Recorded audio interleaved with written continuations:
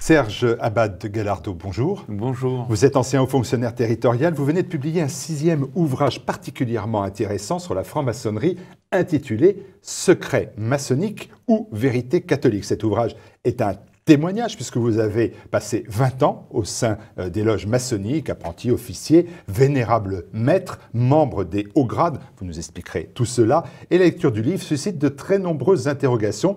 Nous allons tenter d'y répondre ensemble. Et tout d'abord, pourquoi avoir rejoint la franc-maçonnerie, choisi un engagement dans un chemin dont vous dites vous-même dans l'ouvrage que vous en ignoriez presque tout? Bien, cette ignorance, paradoxalement, est probablement un des fondements, une des motivations de la démarche qui consiste ou qui pousse à entrer les personnes en franc-maçonnerie. En fait, il y a deux choses généralement ou trois, qui poussent les gens à entrer en franc-maçonnerie. La première chose, on va l'évacuer rapidement, l'affairisme, parce qu'il s'agit d'une minorité de personnes. Deuxièmement, la curiosité, l'attrait pour le secret. Et je l'explique dans le livre, cela ressort d'un rituel, donc je ne l'invente pas. Le secret fait partie des motivations déterminantes pour faire entrer dans la franc-maçonnerie. Le troisième point, c'est que nous vivons depuis 3 siècles dans une société qui est de plus en plus éloignée de la foi et de l'Église en particulier, de l'Église catholique, et que, ma foi, il me semble que cette situation engendre une sorte de vide spirituel. C'était mon cas.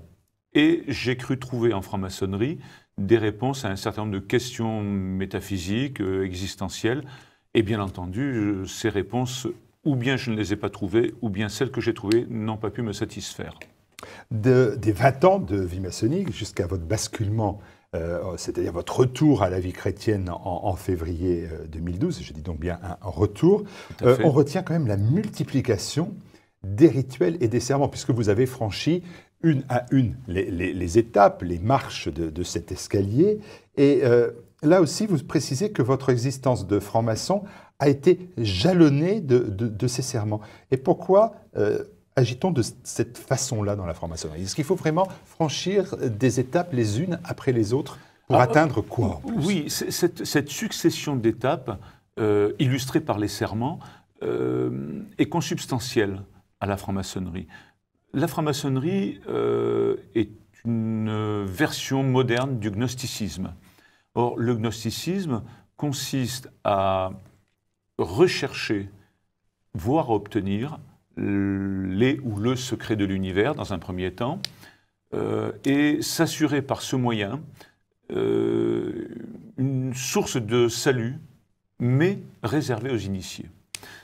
Eh bien, le serment vous fait rentrer de plus en plus dans le milieu maçonnique. Il y a une cérémonie qui est pratiquée à chaque fin de tenue maçonnique, une tenue maçonnique étant une cérémonie habituelle, qui s'appelle la chaîne d'union. Et on considère, alors c'est bien entendu une allégorie, mais on considère que chaque franc-maçon est un maillon de cette chaîne. Et chaque serment, renforce les liens qui unissent ce maillon à l'ensemble de la chaîne. Et d'ailleurs, je cite au moins 2 sources, je crois, dans le livre, dont une qui est particulièrement fiable, puisque la plupart des sources que j'utilise sont des sources purement maçonniques. Eh bien, selon ces sources, le serment est tellement consubstantiel à la franc-maçonnerie qu'il prévaut sur le rituel lui-même pour obtenir la qualité d'initié. Quel est votre sentiment? Pendant 20 années, vous ne regimbez pas, donc c'est-à-dire que vous appréciez, que vous êtes... Qu'est-ce que ça vous apporte? Ça vous apporte la satisfaction du vide spirituel dont vous parliez? Est-ce que ça apporte la satisfaction d'exister, d'être, puis de prendre de l'importance? Ça vous apporte la satisfaction de l'affairisme, qui est minoritaire mais qui existe? Alors, l'affairisme, en ce qui me concerne personnellement, je ne pense pas y avoir baigné, parce que j'ai fait ma carrière sans utiliser, en tout cas directement et volontairement, la franc-maçonnerie. Néanmoins, il y a effectivement une satisfaction à être en franc-maçonnerie, tout d'abord parce que nous vivons dans un monde où l'individualisme est de plus en plus forcené, où l'hédonisme est de plus en plus exacerbé, et la franc-maçonnerie donne l'illusion d'une fraternité et de l'appartenance à un groupe qui, il est vrai, vous manifeste, tant que vous êtes franc-maçon en tout cas, une certaine solidarité, une certaine amitié. Alors je tiens à préciser que dès lors que vous n'en faites plus partie, vous perdez évidemment tout cet aspect relationnel. Donc c'est vrai que c'est quelque chose qui a pu me séduire à l'époque et tant que je n'ai pas eu la foi, le chemin, comment dire, je ne dirais pas spiritualiste, parce que c'est un terme qui me gêne pour l'appliquer à la franc-maçonnerie, mais le chemin intérieur, le chemin qui mène un petit peu à l'éveil finalement, me convenait parce que finalement je n'avais rien d'autre à côté. Et pourquoi vous aviez choisi cette loge du droit humain, qui est une loge que je ne connaissais pas? On connaît les grandes loges, le Grand Orient à gauche, la Grande Loge nationale de France plutôt située au centre ou voire à droite.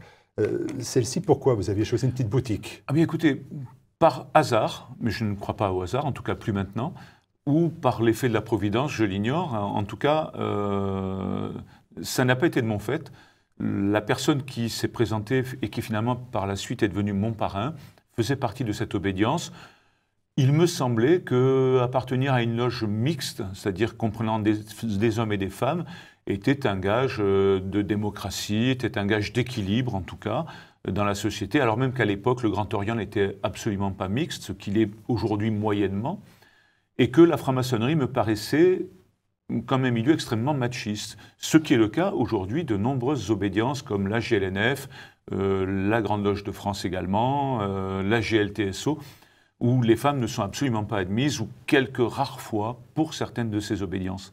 Donc effectivement, le côté mixité a été quelque chose qui m'a intéressé, puisque ça semblait répondre à un équilibre et à une modernité. Voilà. Quand je vous parle de positionnement politique de ces loges, est-ce que ça vous paraît probant comme analyse ou, je m'égare? Oui, j'ai un petit peu abandonné ce type d'exposé dans mes conférences, mais parce que finalement, elles s'étoffent de plus en plus et les sujets deviennent de plus en plus complexes.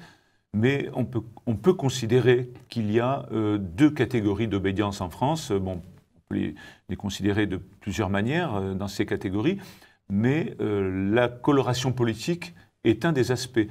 Par exemple, je ne pense pas me tromper si je dis que la Grande Loge nationale française est plutôt classée à droite, une droite un peu conservatrice, simplement un peu, et que le Grand Orient, au dire d'un de ses grands maîtres d'ailleurs, comporte à peu près 80-90% de membres qui sont plutôt à gauche, je dirais d'une gauche hollandiste. Alors, j'ai lu avec intérêt bien évidemment tout l'ouvrage, et je n'ai pas en cause votre sincérité, mais enfin quand même vous avez multiplié pendant 20 ans les serments de fidélité, d'engagement lors des tenues, lors des cérémonies, et vous avez démissionné de votre loge, c'est-à-dire que... est-ce que vous êtes vraiment libéré des serments antérieurs? Est-ce qu'ils ne sont pas inscrits pour toujours avec oui, vous? Est-ce que j'ai fait tout ce qu'il fallait pour ça. J'ai fait tout ce qu'il fallait pour ça. Premièrement, je considère que l'appartenance à la franc-maçonnerie résulte d'un contrat et non pas d'un sacrement. En fait, c'est un contrat bilatéral. On le dit d'ailleurs dans le rituel. La franc-maçonnerie vous propose d'entrer en franc-maçonnerie au motif qu'elle pourra peut-être vous apporter quelque chose, mais qu'elle va vérifier également si vous êtes capable vous-même de lui apporter quelque chose. Donc pour moi, ça résulte d'un contrat. Et la démission de la franc-maçonnerie, en théorie, d'un point de vue administratif, est très simple. Il suffit d'une lettre. C'est dans la pratique que c'est plus complexe. Et effectivement, vous avez raison de soulever ce point. Le rituel, je le montre d'ailleurs peut-être de manière trop succincte, mais on ne peut pas tout expliquer dans un seul ouvrage, a une vertu, en tout cas une caractéristique magique, qui influence le psychisme des personnes. Il y a un côté répétitif, il y a un côté rituel qui n'est pas neutre. Et en ce qui me concerne, je suis passé par plusieurs expériences au sein de l'Église, et notamment une prière de libération. Donc il faut, à mon avis, pour se démettre complètement de cette influence, le manifester un petit peu comme on le fait dans le baptême. Vous êtes démis de cette influence, mais ma question qui se pose, c'est est-ce que vous êtes pour la franc-maçonnerie, pour votre loge du droit humain? Est-ce que vous n'êtes plus franc-maçon? Est-ce qu'on n'est pas franc-maçon un jour, franc-maçon toujours? Ou est-ce que vous êtes devenu un traître, un parjure, un félon? De toute évidence, je suis un traître, un parjure. Certains qui ont eu des propos insultants à mon égard ont même écrit dans des hebdomadaires ou dans des quotidiens. Ça ne me gêne pas. Le pape Léon XIII avait bien expliqué que l'appartenance à l'Église ou le retour vers l'Église déliait complètement le fidèle des serments maçonniques. Donc sur ce point-là, je suis absolument rassuré. Il n'y a pas de ressentiment de votre part dans ce que vous écrivez? Non, parce que ce n'est pas une tout. vengeance, après non, tout. pas du tout, parce qu'en réalité, bien entendu, je pointe ce que je pense être des difficultés dans la doctrine maçonnique, notamment celui de l'incompatibilité avec la foi catholique, mais j'appelle les francs-maçons à la conversion.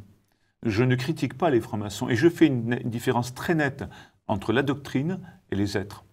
C'est-à-dire que pour moi, un franc-maçon demeurera toujours un frère devant Dieu, d'abord parce que même s'il ne le reconnaît pas, nous avons le même Père, et il m'appartient de lui dire honnêtement et sincèrement ce que je pense de la doctrine maçonnique, parce qu'il faut savoir qu'environ 90% des francs-maçons restent dans ce qu'on appelle les loges bleues, n'accèdent jamais dans les hauts grades. Or, dans les loges bleues, la doctrine maçonnique est beaucoup plus édulcorée, et ces gens-là n'ont pas véritablement accès à la réalité de la nature de la maçonnerie. Vous y avez eu accès, vous. Je comprends votre esprit très charitable, mais il s'arrête quand même assez rapidement dans l'ouvrage à des révélations. Par exemple, vous dites la filiation directe des francs-maçons avec les constructeurs de cathédrales du Moyen-Âge, moi je croyais, les équerres, les compas, les symboles maçonniques, ou de l'ordre des Templiers, vous dites c'est une escroquerie intellectuelle. Absolument. Vous n'êtes pas très charitable. Je suis lucide.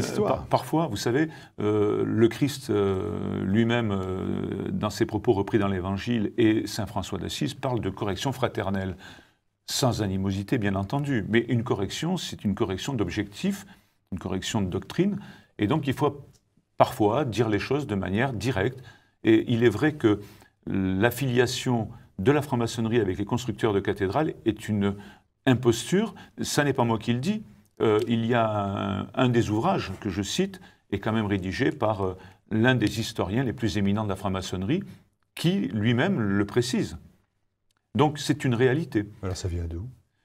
La franc-maçonnerie, enfin à mon sens, la franc-maçonnerie a été créée de toutes pièces. Et quand je dis à mon sens, ça n'est pas que mon témoignage, vous avez pu observer que je témoigne, mais absolument, je confirme ce que je pense avoir compris par des textes maçonniques ou par des études de personnes bien plus qualifiées que moi en la matière. Eh bien, la franc-maçonnerie... On revient au XVIIIe siècle, alors. Oui, XVIIIe siècle, exactement 1717, encore que la date soit discutable. Mais selon toute hypothèse, deux types de sociétés secrètes, les Illuminati et surtout les Rosicruciens, ont émigré à la suite de persécutions en Europe centrale, notamment en Bavière, ont émigré en Angleterre et ont créé avec d'autres personnes des sociétés secrètes, peut-être en continuité de celles-ci, qui ont donné lieu notamment à la Royal Society, où on va retrouver finalement des gens qui étaient des scientifiques de haut niveau, Newton, Desaguliers, Anderson, qui sont les rédacteurs des constitutions maçonniques de base, et qui ont constitué de toutes pièces la franc-maçonnerie avec un emballage très attirant, comme tous les emballages, comme tous les écrins, comportant une filiation avec les Templiers, les constructeurs de cathédrales, mais la réalité est bien plus simple et bien moins attirante finalement. Vous dites aussi que la franc-maçonnerie n'est pas une société démocratique, mais une société initiatique. Et vous pourfendez la notion de secret inhérent à la franc-maçonnerie. Déjà, tout d'abord, avant de parler du secret, il est quand même tout relatif, parce que vous témoignez, vous appuyez cet ouvrage sur de nombreux témoignages. Le secret, j'ai envie de vous dire, c'est un peu un secret de Polichinelle, tout le monde en parle. Oui, sans savoir de quoi il parle, en réalité, puisque, à ma connaissance, très peu d'auteurs donnent autant de détails sur la nature du secret et sur ses différents aspects. Et quand bien même, et je le dis d'ailleurs, je ne fais pas le tour précis de la nature du secret, puisqu'il y a des choses que j'ignore moi-même, et qui d'ailleurs peut parler du secret de manière intégrale. Ce secret ultime, c'est quoi? Dites-nous, parce que depuis le temps qu'on écrit dessus... Alors, le secret ultime, le secret a plusieurs aspects, comme je le décris.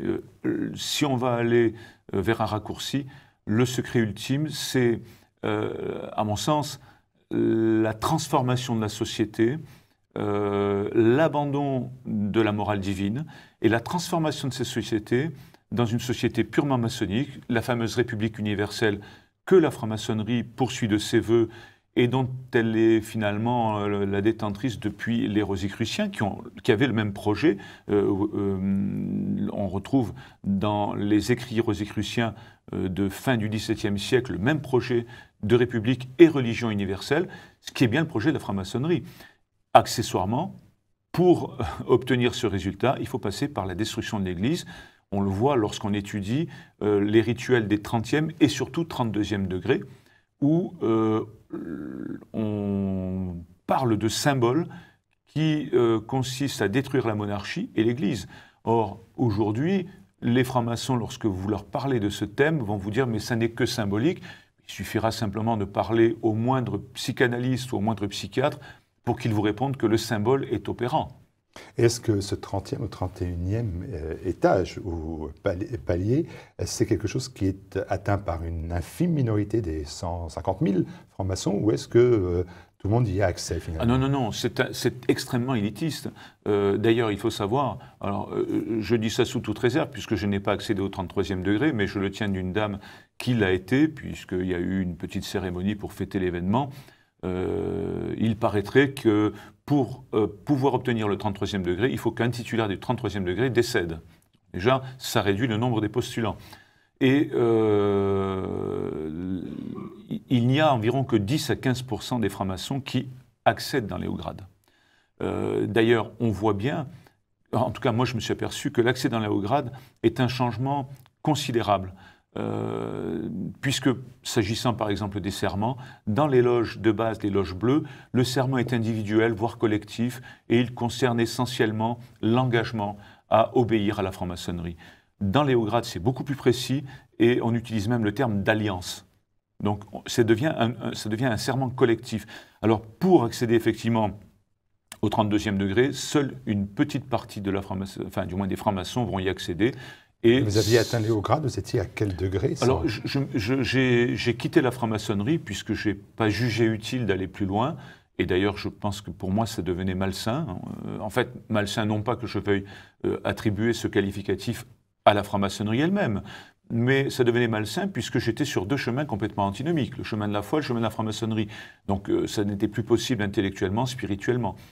Mais j'avais atteint le 12e degré et je devais sous peu passer 13e et 14e degré, ce qui est à peu près le milieu des grades symboliques, puisqu'il s'évalue à 30 degrés. Et ensuite, 31, 32, 33 sont des grades de stratégie politique. C'est le rituel lui-même qui le dit, d'ailleurs. Serge Galardeau, j'ai lu l'ouvrage. Il est efficace. Néanmoins, moi, je vous pose des questions de néophyte ou d'avocat du diable. Est-ce que finalement, la franc-maçonnerie, ce n'est pas un simple lobby, une institution philanthropique et philosophique pour le plus grand bonheur de l'humanité, comme ils disent, qui constitue un réseau d'influence et de solidarité, bon, pas plus efficace d'ailleurs que les réseaux d'influence cités par Magazine Challenge, l'ENA, le LGBT, le milieu de la tech et quelques autres? C'est un lobby, mais c'est bien plus que ça. Au minimum, c'est un lobby. Mais lorsqu'on voit l'influence des francs-maçons parmi les parlementaires et la cohérence qu'il y a entre certaines lois récentes et la doctrine maçonnique, on ne peut pas se contenter du terme de lobby. Il y a une réelle influence. Cette influence, elle a été violente parfois lors de la Révolution, fin du 19e siècle, début du 20e. Elle a été beaucoup plus subreptice par la suite, et aujourd'hui elle redevient relativement violente, puisque, me semble-t-il, des millions de personnes ont défilé contre certaines lois dernièrement, qui sont malgré tout passées, et on voit bien que ces lois sont issues de la doctrine maçonnique. En tout cas, quand je vois par exemple un président de fraternelle parlementaire, c'est-à-dire c'est un regroupement de francs-maçons parlementaires, qui, je paraphrase, je crois que c'est Christian Bataille qui a dit ça, ex-député PS, je crois, et aujourd'hui En Marche, qui précise que finalement, ça n'est pas malsain, peut-être, de demander la participation de la franc-maçonnerie à l'élaboration des lois. Alors, je paraphrase, mais le fond est exact. Donc, ça me pose quand même quelques questions, et au minimum, la question que je me pose, c'est celle de la séparation de l'Église et de l'État, sachant que, en ce qui me concerne, je considère, et je ne suis pas le seul, puisqu'il y a des textes maçonniques qui le disent, que la franc-maçonnerie est une religion. Vous allez d'ailleurs très loin, parce que vous dénoncez cette alchimie sulfureuse de la franc-maçonnerie avec les milieux d'affaires. Et là, vous avez un soutien de poids avec Alain Minc qui est dans Challenge, que je Qui citais, vient de l'écrire, qui dit, oui. en gros, qui évoque une solidarité des francs-maçons au-dessus des lois. Tout à fait. Mais vous le faites aussi, et vous le citez très clairement, avec la justice, avec l'armée et avec la politique. Vous dites que les électeurs francs-maçons ne représentent que 0,3% du corps électoral, mais les francs-maçons représentent 35% des sièges dans les deux assemblées. Donc là, il y a une distorsion qui est surprenante. La problématique devant laquelle nous nous trouvons, c'est celle du secret. Parce que je ne suis personnellement absolument pas gêné par le fait que des députés, des ministres soient francs-maçons. L'ennui, c'est que la personne qui va voter pour tel ou tel élu va voter pour une personne de droite ou de gauche, ne sachant absolument pas que cette personne va avant tout défendre les idéaux maçonniques. Ça n'est pas moi qui le dis, c'est un ancien grand maître qui précise d'ailleurs que les élus francs-maçons sont avant tout les parlementaires chargés de porter au sein du Parlement les idéaux maçonniques. C'est dans le livre, hein, il y a une citation très claire. Donc, s'agissant par exemple de la justice, j'ai le témoignage récent d'une personne dans le sud de la France qui écrit, il a un blog, hein, il ne m'écrit pas qu'à moi personnellement, mais il parle d'une affaire qui passe actuellement devant les tribunaux, devant un TGI en correctionnel, qui signe 35 ans d'influence maçonnique avec une accointance entre le milieu du grand banditisme et la magistrature. Alors bon, je lui laisse la responsabilité de ses dires, mais je constate quand même qu'il rejoint tout à fait ce que disait par exemple le procureur de Montgolfier.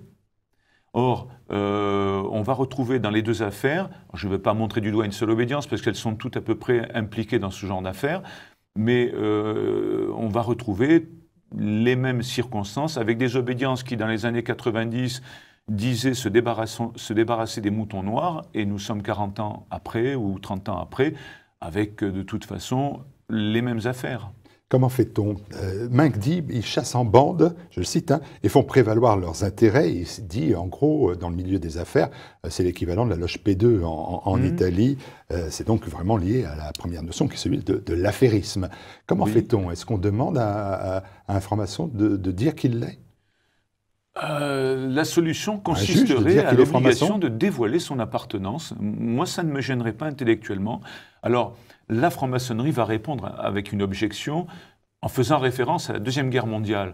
Il y a une contre-objection très simple, c'est que le secret de l'époque n'a pas empêché certaines persécutions, étant précisé que, par exemple, le ministre d'économie de Hitler était franc-maçon. Donc, parfois, il faut être moins catégorique que ça. Et je crois que, tout simplement, cette histoire de secret en vertu d'une prétendue persécution n'est qu'un prétexte pour permettre à certains, pas tous, parce qu'il y a des gens extrêmement honnêtes et sincères en franc-maçonnerie, je tiens à le préciser, mais pour permettre à certains de jouer des jeux qui sont extrêmement troubles et, à mon sens, antidémocratiques. Alors vous dites, Dieu m'a fait naturellement passer du secret maçonnique au mystère de son amour, c'est une très jolie phrase, mais en fait, dans tout l'ouvrage, vous dites en gros qu'on passe d'un folklore initiatique, dont on parle souvent, dont on peut se moquer d'ailleurs, pour arriver à, grâce à sa réussite sociale, pour sa réussite sociale, à l'occultisme, puis de l'occultisme à la magie, puis de la magie au satanisme. Et là, vous avez écrit un livre intitulé « Je servais Lucifer sans le savoir ». Je me dis, Lucifer. Oui, alors ce service à Lucifer est relativement implicite. La plupart des francs-maçons ne le discernent pas. Je crois que pour le discerner, il faut effectivement retrouver la foi. Et il faut analyser la doctrine maçonnique et les rites maçonniques avec les yeux de la foi et de la doctrine catholique.